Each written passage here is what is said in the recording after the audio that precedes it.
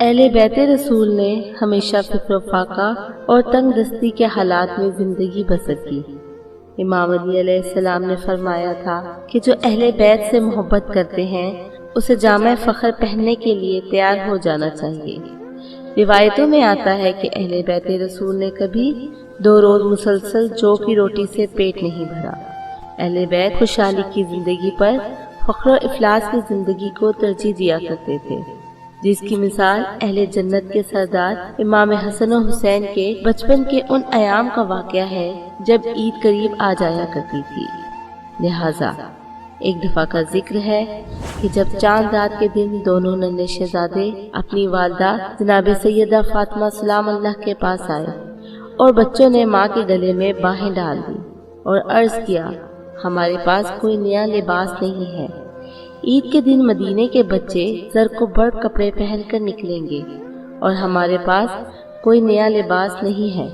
بچوں کے سوال سے آپ سیدہ سلام اللہ تڑپ اٹھی اور بچوں کو تسلی دی کہ کوئی فکر کی بات نہیں ہے، تمہیں بھی نئے جوڑے مل جائیں گے۔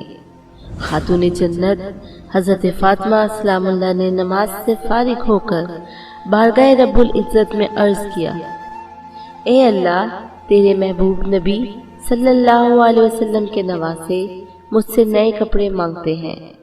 اے اللہ، میں نے ان سے وعدہ کر لیا ہے، میرے اٹھے ہوئے ہاتھوں کی لاج رکھ لینا۔ صبح ہوئی تو ایک شخص نے دروازہ کھٹکایا۔ آپ کی خادمہ اماں فضہ نے جب دروازہ کھولا تو آپ نے پوچھا، کون ہے؟ آنے والے نے جواب دیا، درزی ہوں، شہزادوں کے لیے نئے کپڑے لے کر آیا ہوں۔ اماں فضہ نے حضرت فاطمہ سلام اللہ کی خدمت میں اسے پیش کیا۔ جب اسے کھولا گیا تو اس میں 2 جوڑے، 2 چھوٹے چھوٹے امامے، 2 عبائیں، غرض کے تمام ضروری کپڑے موجود تھے۔ حضرت فاطمہ سلام اللہ کا دل پاک پاک ہو گیا۔ وہ تو سمجھ گئی تھی کہ کپڑے جنت سے آئے ہیں، لیکن کچھ نہ کہا، بچوں کو جگایا اور نئے کپڑے دے دیے۔ جب صبح ہوئی اور بچوں نے کپڑوں کے رنگ کی طرف توجہ دی تو کہا، والدہ، یہ تو سفید کپڑے ہیں، مدینے کے بچے تو رنگین کپڑے پہنے ہوں گے۔ جب نبی صلی اللہ علیہ وسلم کو اطلاع ملی تو آپ تشریف لائے اور فرمایا، گھبراؤ نہیں، تمہارے کپڑے ابھی رنگین ہو جائیں گے۔ اتنے میں جبرائیل علیہ السلام آفتابہ لے کر آئے اور انہوں نے پانی ڈالا اور حضرت محمد مصطفیٰ صلی اللہ علیہ وسلم کے ارادے سے کپڑے سبز اور سرخ ہو گئے۔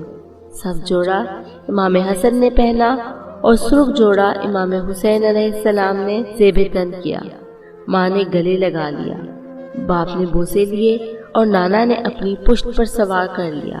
پھر نبی صلی اللہ علیہ وسلم نے فرمایا، بیٹا، کیا تمہیں معلوم ہے یہ کپڑے کہاں سے اور کون لے کر آیا ہے؟ عرض کیا، ابا جان، آپ ہی بتا دیں۔